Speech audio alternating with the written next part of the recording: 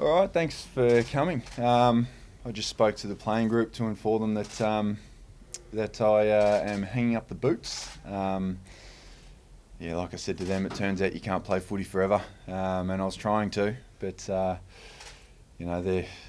said as a young guy coming through playing footy that I'd keep playing footy until my legs dropped off, and over the last couple of years my legs have literally tried to drop off. So it was time to call it. I'm one of those people that could feel like I could play footy forever, but we had some good discussions with Bevo and the footy club, and the best decision is to retire.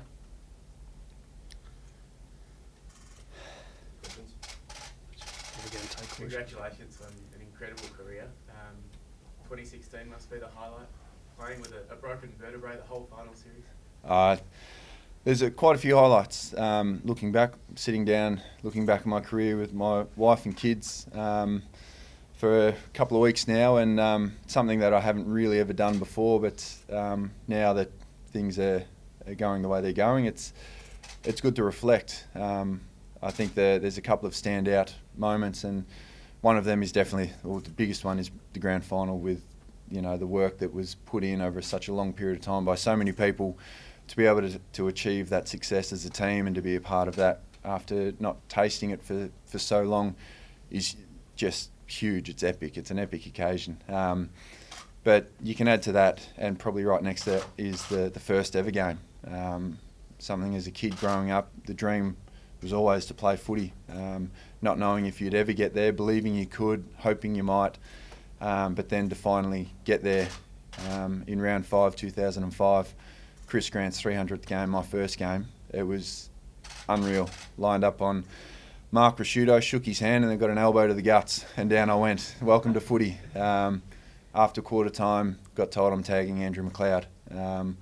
So it was a massive first game, and something I'll never forget. Luke Darcy lighting it up at full forward, kicking a bag, throwing his mouth guard every time he was having a shot. First time he ever wore one, so he didn't like it. And then singing the song after that, the Gatorade shower, is huge. And, other moments that jump up is being able to run out with my kids out on the footy field and share moments with them, which is massive. There's a lot of big moments in my career and in everyone's career. It's been pretty special. How hard was it to tell these guys? My youngest Charlie said to me this morning, "Dad, I've never seen you cry." Well, he's seen me now. It's quite emotional. 15 years at this great football club. It's always hard to say goodbye. And every footballer unfortunately has to go through it, but you can prepare as much as you want, but nothing prepares you for this moment. I had notes, I'd gone through it and said, "No, I reckon I'm going to be okay," but it just shows how much this club means to everyone who goes through it, and to me in particular, that it does bring up a lot of emotion. And those emotions I spoke about with the boys, there's definite sadness there that you're not going to play with them next year. You want to play forever. You want to run around. It's the best job in the world. It's been my dream as a kid, and now that dream's done. But it's also a celebration. It's a time to celebrate. It's a time to look back and be happy on what I've been able to achieve. Because I'm one of the lucky ones. I've had a lot of injuries in the second part of my career, but I still consider myself very, very lucky. There's a lot of kids out there that don't get the opportunity to play footy, and that's been their dream, and I have. And so I'm 36. I've batted pretty deep. Very lucky. Just where does that come from? That you obviously, as you said, you squeezed the lemon absolutely dry. Where did that sort of come from? The club website describes you as a Keith Richards of footy. I mean, you look a lot better than me, but I mean, thanks. Where did was that innate? Is that something you were made to work? 4 years in the VFL before you even got your chance. I mean, just through your psychology. I think there's a lot of layers to it. Starting late would have helped finishing later too. I could probably thank Mum and Dad for the genes, for the genetics. And it's also I've really looked after myself in my career. You know, I'm not afraid to try different things, new things, things that can maybe help, might not help. I'm open to anything. You know, the support from my wife at home with, you know, it's well documented with the bone broth and all the rest of it, you know, willing to try anything. And the biggest thing that drives me, the players sitting behind you. And the players that aren't in this room that I've played with, they're the ones that drive me to want me to keep playing and be the best that I can be. And you talk about squeezing the lemon dry, you know, I'm the type of person that sees there's a bit of juice left in the lemon. But you know, footy, I'm not lost on my age and injuries and all the rest of it too. I'd think there'd still be a bit in me when I'm 50. So, you know, there comes a time where you have to finish. And, yeah. Sorry, mate. Did you think after you've redone the knee that you'd consider the possibility of trying to come back again? Yeah. That was what I spoke to with the playing group, even after this knee. And you deal with what's happened. You've got those choices. And it's with anything in life, you've got choices to make. And you can go down the path of poor me and be that negative influence on people, or you can go down the other path and look for the silver lining or the positive spin on things. And so after dealing with the knee and the issues that, you know, I'm the type of person that sat back and thought, no, I reckon I can get back. But you know, there's a lot more to it than just one person thinking they can. There's a lot of discussions that need to be had, and that's what we did.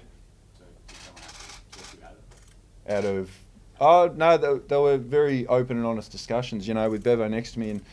And the thing I love about Bevo is as soon as he's come in and the conversations I've had, I just said to him, honesty is all I want.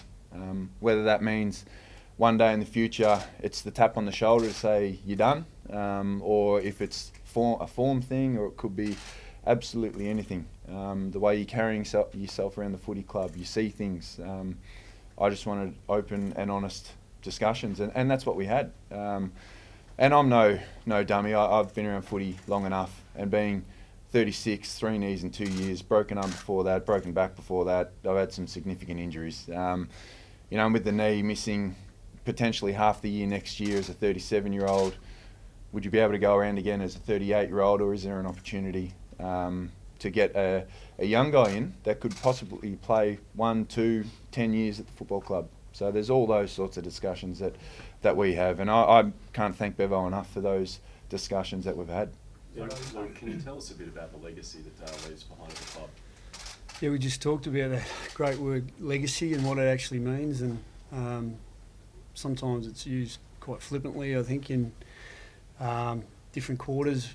But we sort of identify legacy with, in relation to Dale, you meet a lot of people along the way who influence you in all different ways, and there are people who you learn that you probably don't want to take on certain traits that they portray and who they are, and there are other people who come into your life who set an unbelievable example of what a good human being is for a start, and as an extension of that, in an AFL world, an unbelievable player. And I talked about, you know, if we brainstormed what our identity aspirationally might look like, what words we might attach to it, you know, courageous, hardworking, trustworthy. If we put them all up on the board, you'd imagine the superlatives that'd be up there, you know, from an idealistic point of view. And if we just wrote Dale Morris next to it, it'd be pretty apt that it'd all connect up. And that's the type of person he is. So from a legacy viewpoint, you know, there are people who come into your world who you just want to be like. And everyone in this room, probably including you guys and girls, want to be a little bit like Dale Morris. And that's his legacy. Someone who we can aspire to be like. And we're blessed with that. And we're pretty fortunate that he's been at our footy club for such a long period of time, and we can call him a friend as much as anything. he's going to leave a pretty decent hole from a playing perspective. But hopefully we can keep him around, and we can continue to benefit from the character he is. Is that in a coaching role, Bevo? Yeah, probably. Yeah, if we can. So we've been talking about that, and we're working through that at the moment. What about the number 38, Bevo? Not to put you on the spot, but I remember there be any plans around to see some clubs give it to first-year players, you know, it sits out for you. Would there be something in that space that you might look at doing? Retire it? No.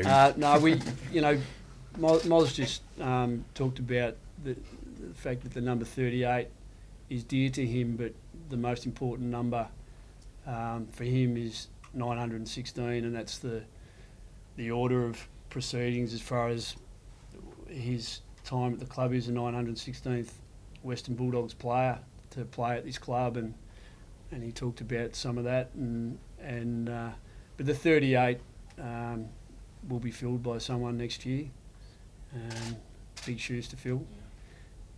It's probably, I don't know if anyone's putting their hand up in the room, but Big shoulders. yeah. Big shoulders.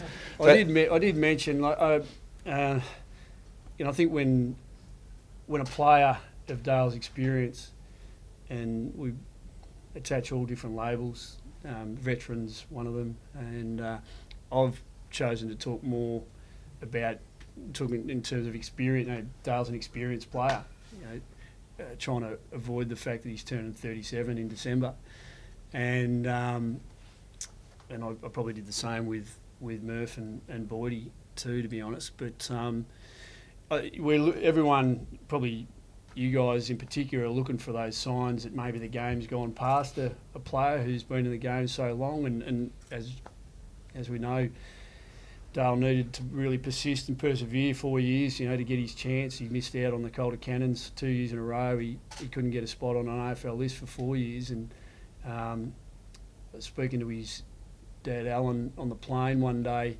and Alan's taken his stats for years, and he did weave into the conversation that Moz had about 47 touches for Duda Stars as a midfielder at some point, so there was a go-to as far as roles go along the way. But when you consider, that perseverance, and the thing with Dale is the game didn't go past him. Even the half a footy he played against Fremantle when he did the knee, and we had to move him forward just briefly in that game. We saw some good signs up forward, And Well, you know what? I actually checked my stats. Jacko McRae showed me how to check your own stats.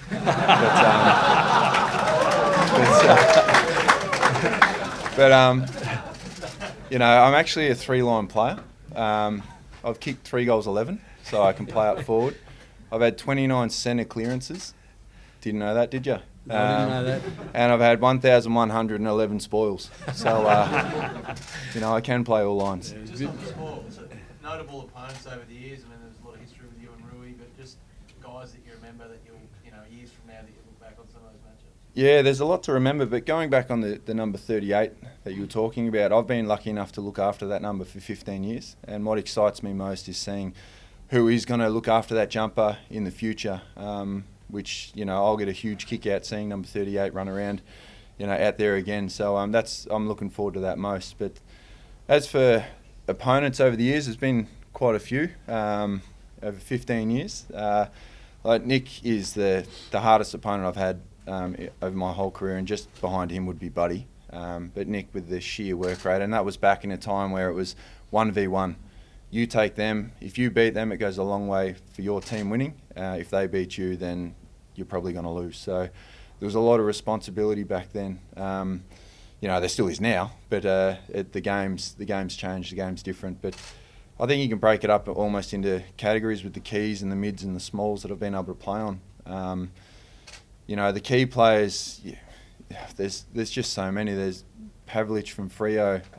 In his heyday was very, very hard to stop. There's Josh Kennedy in West Coast, who's an unbelievable full forward who's just still going strong.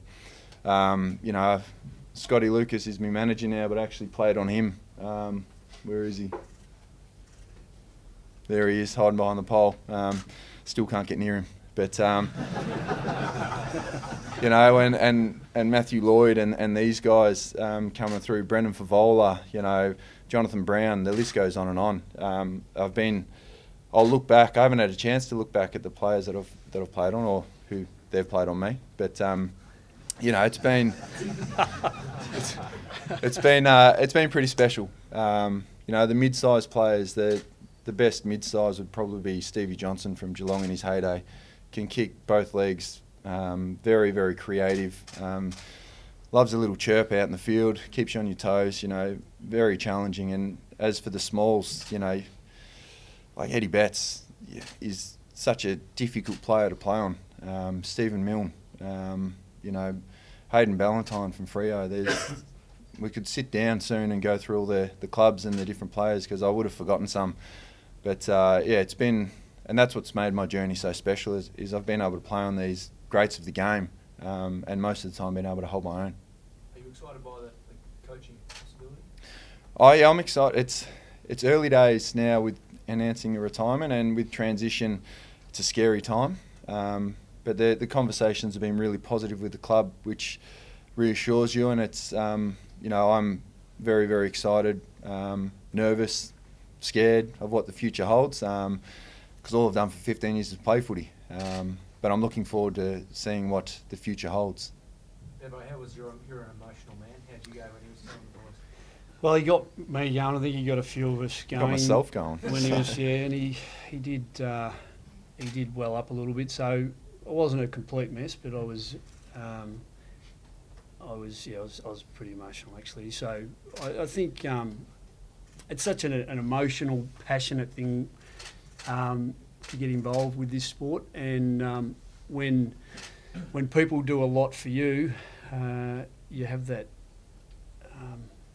empathetic connection to an extreme. And I think I'm fortunate to be sitting up here. When you consider Dale's coaches, some of the boys in the room that he's had a lot to do with in his own personal journey from whether it's Rowan Smith, played with Rowan, but obviously Rowan as a backline coach, Kingy as a backline coach, some of your other obviously senior coaches in Rocket and Brendan and others. Who else do you have? Is that it? Or No, they're the ones. You didn't have Rhodey?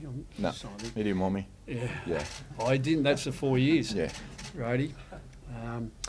But so I'm fortunate to be sitting up here, and we had a few. We did get a bit emotional. Even Jack McRae got a bit emotional earlier, didn't you, Jacko? And we talked about, Dale talked about some of the boys in Toby and Buku who've stayed with him at different times, and obviously paid homage to his family and the support he's got along the way. And if he gets going there again here, then we'll all be crying all over again, Kleiny. But we're holding it together. So there's a bit to go, and the great thing is he's still with us, and that role that he's played off field and being the glue, part of the glue that binds everyone in the room, and we have a bit of a laugh. Dale's got a segment once a week where we get a bit serious about some of the selfless acts that we see on the field, but we have a pretty good laugh along the way with all that. He's not absolving himself of that responsibility. He's still got to see it through. So there's a bit more to play out. Has that got a name, that segment? There's a few names. There's been a few things over the years, but the overarching name is Dale's Desk. So there's a lot of it's complicated. Yeah,